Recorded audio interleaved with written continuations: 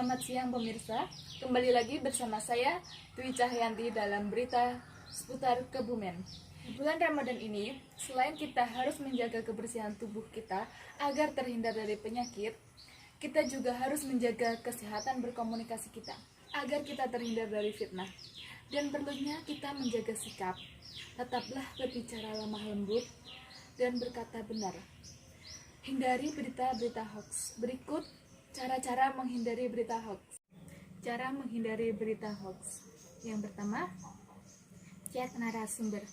Jadi, sebelum kita menilai berita tersebut benar atau tidaknya, pastikan dari manakah asal berita tersebut, sumber tersebut. Yang kedua, antisipasi judul berita yang provokatif. Sebisa mungkin kita menghindari judul berita yang membuat kita menjadi panas akan isu berita tersebut. Pastikan dulu kebenaran berita tersebut. Jangan percaya hanya melalui judul berita. Ketiga, waspada dengan gambar yang dikirimkan. Jangan percaya dengan gambar yang tertera pada berita tersebut. Besar kemungkinan gambar yang tertera pada berita tersebut hanya potongan dari kejadian yang nyata. Yang keempat, jangan terburu-buru untuk menyebarluaskan informasi. Sebelum kita menyebarluaskan informasi, hendaknya kita memastikan terlebih dahulu kebenaran atas berita tersebut. Yang kelima, baca secara menyeluruh. Perlunya kita membaca keseluruhan dari berita tersebut guna menghindari berita hoax. Jangan hanya membaca hanya dari beberapa penggalan berita. Hindari membaca berita dari notifikasi yang muncul. Cara berkomunikasi yang buruk. Pertama, sibuk dengan ponsel. Jika kita berkomunikasi, hendaknya kita jangan terlalu fokus dengan ponsel kita, karena itu dapat memperburuk komunikasi kita dengan komunikan, dan itu akan menghambat pesan yang kita sampaikan kepada komunikan. Yang kedua, membicarakan diri sendiri. Dalam komunikasi, hendaknya kita tidak boleh membicarakan diri kita sendiri kepada si komunikan, karena dengan kita membicarakan diri kita sendiri kepada komunikan akan membuat komunikan menjadi bosan mendengarkan informasi yang kita sampaikan, dan itu akan memperburuk komunikasi yang terjadi. Yang ketiga, memotong pembicaraan.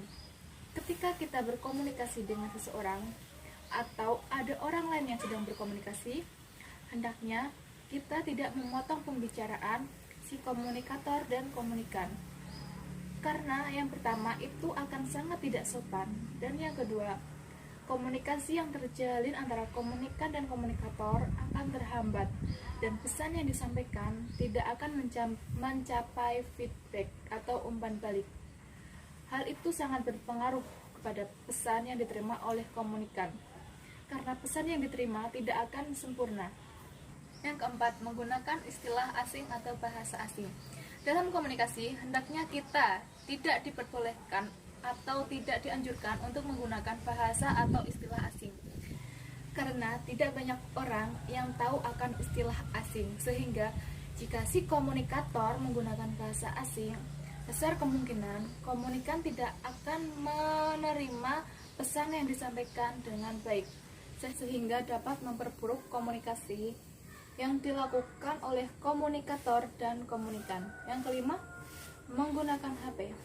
Dalam proses komunikasi, hendaknya si komunikator tidak menggunakan handphone, karena jika komunikator menggunakan handphone, maka komunikator hanya akan tertuju atau terarah pada handphone tersebut dan tidak memperhatikan komunikan yang ada di sekelilingnya.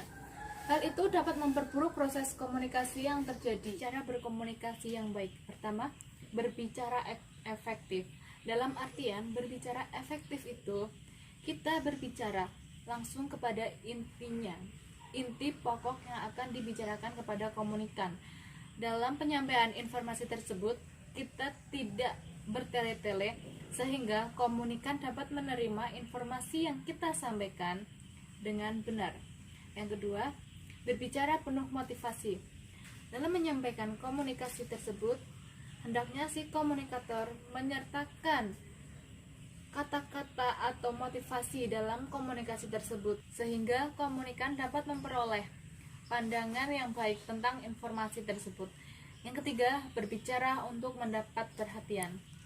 Si komunikator berbicara dengan cara yang benar sehingga komunikan dapat sepenuhnya menyertakan atau memberikan perhatiannya hanya kepada si komunikator, sehingga proses komunikasi yang terjadi antara komunikator dan komunikan dapat berjalan dengan normal.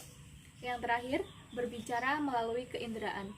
Maksud dari berbicara melalui keinderaan yaitu komunikator dapat menyertakan gerakan tangan atau ekspresi senyum, mimik muka, dan sebagainya agar proses penyampaian pesan kepada komunikan lebih efektif, sehingga komunikan tidak merasa bosan jika komunikator hanya menggunakan kata-kata, tetapi juga menggunakan ekspresi, gerakan tangan, dan lain sebagainya.